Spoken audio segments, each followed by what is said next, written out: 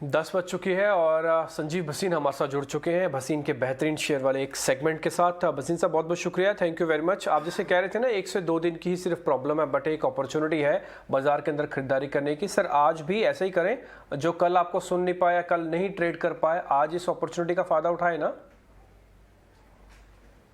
हाँ, good morning. बिल्कुल डिम्पी जी, कोई दो राय नहीं है। मैं आपको एक फिगर देता हूँ। रशिया के oil exports have exceeded the pre Ukraine level और सबसे बड़ा इंपोर्टर अमेरिका है।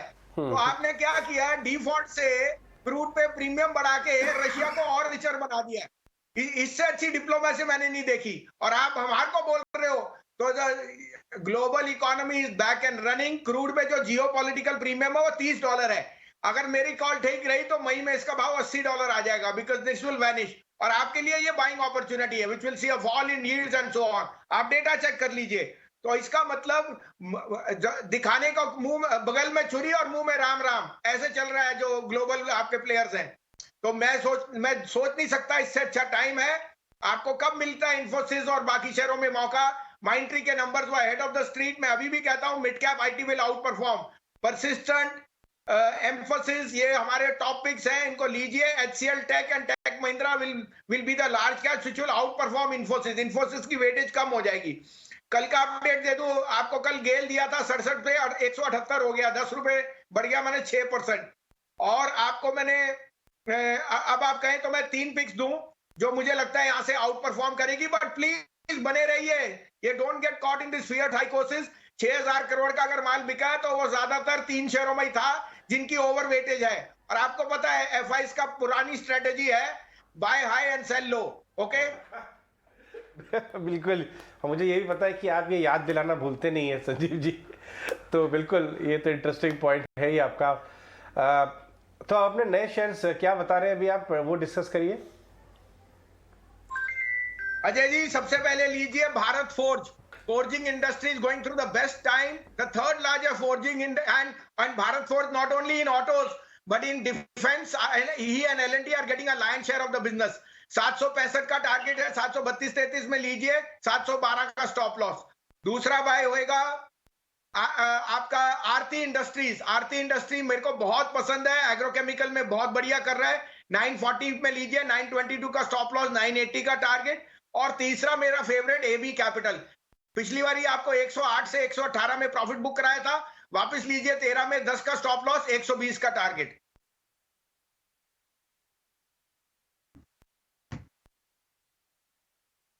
ऑलराइट, बिल्कुल। मॉर्निंग भसीन जी। तो ये जो आप क्रूड पर आप बता भी रहे थे कि एक जो प्रीमियम है, इसके अलावा आप एक व्यू आपसे ये भी जानना चाहेंगे कि जिस तरह से वर्ल्ड बैंक ने भी एक फोरकास्ट घटाया है, तो क्या यहाँ और इनफैक्ट एक फाइनेंशियल पैकेज की भी बात की जा रही है। चाइना लॉकडाउन के बाद भी अपने फाइनेंशियल पैकेजेस और स्टिमुलस की बातें कर रहा है, जहां कोविड हिट है। ये सारे सिनेरियो को किस तरह से देखना चाहिए? प्रियंका जी, इतना दिमाग लगाना पड़ता है और फिर भी शेयर निकालना पड़ता है लेने और बेचने के लिए।